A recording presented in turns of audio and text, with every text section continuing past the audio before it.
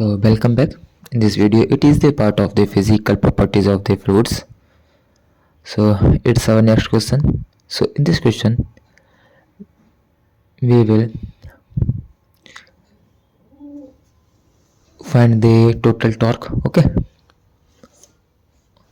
So actually, we will express the total torque. Okay.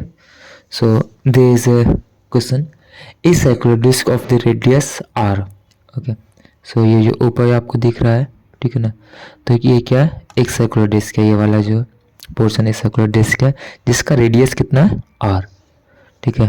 इसकी at the small height H, यहाँ से यहाँ तक ये वाला जो है आपको क्या है, हाइट है, ठीक है ना। एवं a fixed bed by mean of the layer of oil of dynamic viscosity mu. और ये जो नीचे दिया हुआ है ये एक फिक्स्ड बेड है, मतलब कि ये जो सरफेस है फिक्स्ड है और जो ये लिक्विड है इसके बीच में इसकी विस्कोसिटी कितना है, म्यू, ठीक है ना। So if the disc is rotated at an angular velocity, okay, मतलब कि चलो ये जो है हमारे डिस्क जो है तो एंगुलर वेलोसिटी के साथ में क्या करे, रोटेट कर रही है, ठीक है ना। Actually it is angular velocity is omega.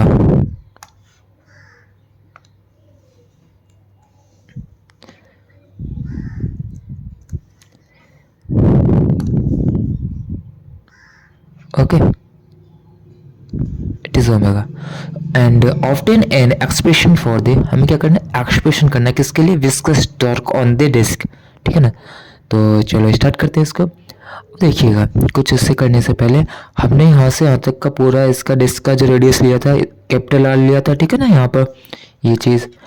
और इसके बाद में हमने क्या किया, ये क्या लिक्विड है, लिक्विड फ्लो हो रहा है, तो देखो अब हमने यहाँ फ्लो हो रहा है तो इसकी वजह से नीचे का क्या है, फिक्स्ड सरफेस है। फिक्स सरफेस होने की वजह से नीचे जो लिक्विड फ्लो होगा उसकी वेलोसिटी जो की कम होगी एंड ऊपर जो वेलोसिटी होगी वो ज़्यादा होगी। तो इस तरीके से होगा ना कुछ, ठीक है ना, वेलोसिटी नीचे कम और ऊपर ज़्यादा।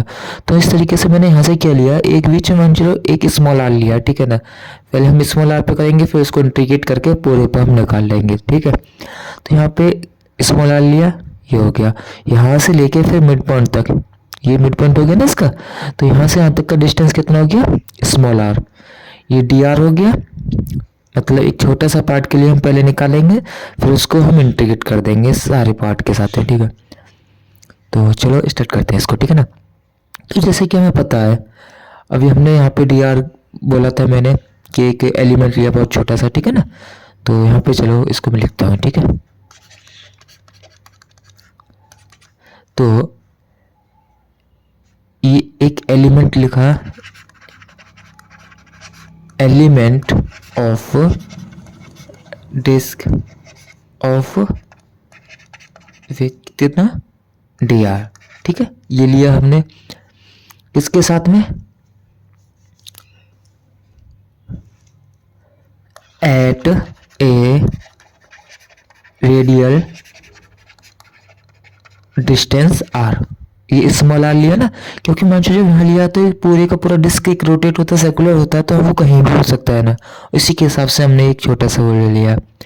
और यहाँ पे अगर मैं हाइट की बात करूँ तो डेप्थ कितनी है इसकी, यहाँ पे जो लिक्विड है उसकी डेप्थ है कितना, H, depth H of oil film, okay, ठीक है। अब इसके बाद में देखो सबसे पहले हमें किस चीज़ की जरूरत होती है, सबसे पहले हम निकालते हैं शियर स्ट्रेस, ठीक है ना। शियर स्ट्रेस क्यों निकालते हैं, क्योंकि हमें शियर फोर्स निकालना है।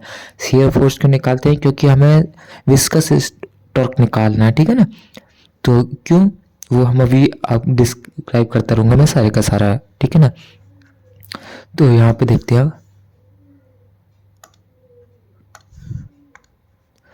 तो सबसे पहले मुझे शियर थोड़ा ज़्यादा ही छोटा हो रहा है,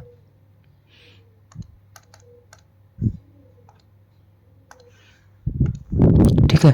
तो क्या निकालते हैं सबसे पहले, शियर स्ट्रेस, देखो आप सबको पता है सी स्ट्रेस का फॉर्मूला क्या होता है, ठीक है ना। यहाँ पे इसको हम किससे डिनोट करते थे, टाउ से डिनोट करते थे सी स्ट्रेस को। So shear stress is equal to क्या हो जाएगा, mu D U by D Y, ठीक है ना। हम इसको कैसे करते थे, डी यू, जब D U by D Y होता था तो इसको हम डायरेक्ट यू वाई एच कर देते थे। तो मैं यहाँ पे कर दूंगा ना म्यू यू वाई एच, ठीक है ना। इसके बाद में क्या निकालना है मुझे, शियर फोर्स। शियर फोर्स क्या होता था, शियर स्ट्रेस इनटू एरिया, ठीक है ना। अब देखो शियर फोर्स के लिए शियर स्ट्रेस तो हमें ऊपर से मिल जाएगा कितना, mu U by H, area कितना आएगा, सिंपल सी बात है, जिसकी बात चल रही है तो क्या होगा 2 पाई, देखो आर और हाइट कितना वो कितना हमारा डी आर, ठीक है ना। समझ में ना यहाँ पे 2 पाई आर डी आर। इसके बाद में हमें क्या निकालना है, viscous torque on the element, यही तो हमें करना है। इसके लिए हम क्या करेंगे, सिंपल से मैं इसको डी टी से डिनोट करूंगा, क्यों डी टी से, क्यों, क्योंकि हम डी आर ले रहे हैं इधर, ठीक है ना, एक स्मॉल एलिमेंट पिक कर रहे हैं। पहले हम स्मॉल एलिमेंट पे करेंगे तो उसके बाद में हम सारे डिस्क पे निकाल देंगे, ठीक है ना। तो D T is equal to mu U by H, okay, into 2 pi R D R, ठीक है, ये यहाँ से आ जाएगा। इसके बाद में क्या, मेरे को इसमें मल्टीप्लाई करना होता है आर का, ठीक है ना, तभी तो निकलता है ना। जब मैं इसको करूँगा, अब देखो सिंपल यहाँ पे एक समझने वाली बात, हमें पता है कि जो सॉफ्ट रोटेट हो रही है वो एंगुलर वेलोसिटी के साथ में हो रही है, ठीक है ना। तो soft rotate with angular velocity, वो कितना हमारा ओमेगा, ठीक है ना।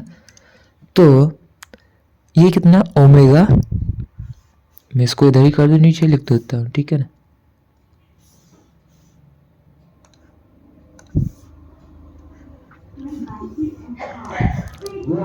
ओमेगा रेडियंस पर सेकंड, ठीक है ना, ये कंप्लीट हो गया। इसके हिसाब से अब ये है, तो अगर मैं कहूँ कि पेरिफेरल वेलोसिटी, ठीक है ना, पेरिफेरल वेलोसिटी क्या होगा, ये कितना हो जाएगा ओमेगा, ठीक है ना, ओमेगा लेंगे और आर, ठीक है ना, कितना उसका लेंथ है, मतलब जो हमारा रेडियस होता है, और उसकी मतलब एक वो लेते हैं रोटेशनल, ठीक है ना, एंगुलर वेलोसिटी, उसको हम क्या बोलते हैं पेरिफेरल वेलोसिटी, ठीक है ना। तो हमने ये ले लिया, तो अब मैं ऊपर वाले में इस वाले पार्ट में, ठीक है ना, इस वाले पार्ट में यहाँ को यू को इससे मतलब रिप्लेस कर सकता हूँ। तो इससे रिप्लेस करने के लिए D T is equal to mu omega R divide by H, ठीक है ना, into 2 pi R D R into R, ठीक है, ये आ जाएगा। अब इसको मैं मांछुल ब्रैकेट को ओपन करके सीधा एक चीज़ लिख सकता हूँ ना, इनको सारे को एक साथ करके। तो यहाँ पे सबसे पहले क्या आ जाएगा, मांछुल इधर 2 पाई लिया, ठीक है, 2 पाई आ गया, म्यू आ गया, फिर ओमेगा आर, एक आर इधर है, ठीक है ना, एक आर इधर है,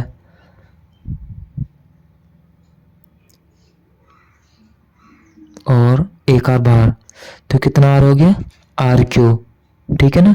तो 3 आर हो गया, आर क्यू और डी आर, ऊपर डी आर बचा, नीचे कितना बचा एच, ठीक है ना। ये आने के बाद में अब देखो सिंपल यहाँ पे ही स्टार्ट होता है इंटीग्रेशन का पार्ट। तो यहाँ पे मैं लिखता हूँ अब total viscous torque required to overcome the shearing force can be obtained by integrating from zero from r is equal to 0 to r is equal to capital R, ठीक है ना। तो अब देखो यहाँ पे क्या होता है, हमारा ये वाला जो पार्ट था, ये वाला पार्ट, ये क्या था, ये हमने एक एलिमेंट के लिए क्या निकाल दिया था, विस्कस टॉर्क निकाल दिया था। सिंपल सी बात है, जब हमने एक एलिमेंट के लिए निकाल दिया तो अब हमें क्या करना था, हमें इस पूरी की पूरी डिस्क के लिए निकालना था। सो डिस्क यहाँ से मान चलो ये आर थी, तो यहाँ पे अगर मैं आर स्मॉल आर की वैल्यू लूँ तो क्या होगा, 0 होगा। यहाँ पे लूँगा तो स्मॉल आर की वैल्यू कितना हो जाएगा, कैपिटल आर हो जाएगा, क्योंकि सबसे छोटा ही सबसे बड़ा, ठीक है ना। तो मैंने बहुत दूर लिया था ना, यहाँ पे डी आर लिया था, बहुत एक एलिमेंट लिया था। तो अब मैं इसको भी पूरे को मान चलो सारे का सारा मेरे को विस्कस टॉर्क निकालना है, तो मैं सारे पार्ट को इंटीग्रेट कर दूंगा ठीक है ना। तो यहाँ पे मैं लिखता हूँ टोटल टॉर्क, ओके। तो टोटल टॉर्क क्या हो जाएगा, T it is equal to 2 pi mu, ठीक है ना, ओमेगा, इतना तो इधर आ जाएगा वाई एच। अब देखो मेरा चेंज क्या हो रहा था, आर हो रहा था, तो मैंने इधर को आर ले लूंगा ना, तो आर क्यूब डी आर, कहाँ से कहाँ तक, आर की वैल्यू 0 से कैपिटल आर तक, ठीक है ना। अब देखो जब आपको इतना यहाँ से पता चल गया, अब मेरा इंटीग्रेशन का पार्ट चालू होता है। इंटीग्रेशन में जैसे आपको पता होगा ना कि हम इंटीग्रेशन कैसे करते हैं, तो सबसे पहले चलो स्टार्ट करते हैं। वैसे छोटा सा मैं सिंपल लिख सकता हूँ कि यहाँ पे क्या हो जाएगा, आर की पावर इंक्रीज हो जाती है और नीचे जितना भी पावर होती है वो आ जाती है इंक्रीज होने के बाद में। लेकिन आपको मैं पूरा डिफाइन करके दिखाता हूँ कि किस तरीके से हम इसको सॉल्व करते हैं, ठीक है। तो अब देखिए t is equal to 2 pi mu omega by H, अब ये था। अब देखो इसको करते हैं, आपने ये वाला फॉर्मूला पढ़ा होगा इंटीग्रेशन वाला, क्या ये कोई इस तरीके से होता है, तो यहाँ पे x की पावर n dx होता है, तो इसको हम क्या कर लेते हैं, x की power n plus 1 divide by n plus 1, इस तरीके से कर लेते हैं। लेकिन यहाँ पे कंडीशन होती है क्या कि n does not is equal to -1, ठीक है ना, क्योंकि -1 हो जाएगा तो ये 0 का हो जाएगा, तो इस तरीके से हम ये कंडीशन लेते हैं यहाँ पर, ठीक है। अब देखो यहाँ पे ये हो गया, यहाँ पे ये होने के बाद में मैं यहाँ पे क्या कर सकता हूँ, इस तरीके का ये फॉर्मूला लगाऊंगा। ये फॉर्मूला लगाने के लिए 0 to r, ठीक है, कितने से कितना, r की वैल्यू रखूंगा, r 3 + 1 हो जाएगा, ठीक है ना। नीचे कितना हो जाएगा, 3 + 1, t is equal to 2 pi mu omega by H, ये इस तरीके से चला जाएगा ना, ठीक है ना। कहाँ से, 0 to r, so t is equal to 2 pi mu omega by H, कितना हो जाएगा, r की पावर 4/4, 0 to r। अब देखो यहाँ से 0 to r हो गया, इसके बाद में क्या करना है, सिंपल एक हम क्या करते हैं अब इस तरीके से, यहाँ पे 2 pi mu omega by H. अब देखो हम क्या करते हैं, इसकी जगह आर की मतलब आर को हम एक बार 0 से रिप्लेस करते हैं, एक बार कैपिटल आर से रिप्लेस करते हैं। तो सबसे पहले जो ऊपर वाला जो होता है उससे रिप्लेस करते हैं, तो आर की पावर 4/4, ठीक है ना, माइनस, अब देखो आर को मैं 0 से रिप्लेस करूँगा तो 0 की पावर 4/4, ठीक है ना, ये हो जाएगा। अब आपको पता है ये तो लास्ट वाला तो 0 हो ही गया, ये वाला पार्ट, ठीक है ना। मान लो एक बार इधर मल्टीप्लाई, इसकी एक बार मल्टीप्लाई इधर होगी और इसकी एक बार मल्टीप्लाई इधर होगी, तो ये 0 हो गया, तो ये 0 हो जाएगा। तो मैं क्या लिखूंगा, t is equal to 2 pi mu omega by H, कितना, r की पावर 4/4, ठीक है। तो अब देखो यहाँ से कैंसिल हो जाएगा 2 टाइम्स, ठीक है ना। तो यहाँ पर t इज इक्वल टू कितना आ जाएगा, 1/2 पाई म्यू ओमेगा r की पावर 4 डिवाइड बाई h, ठीक है ना। तो हमारा क्या है, फाइनल एक्सप्रेशन जो हमको जो रिक्वायरमेंट थी जिसकी। ठीक है ना। तो आई होप ये आपको समझ आया होगा। So thank you and have a nice day.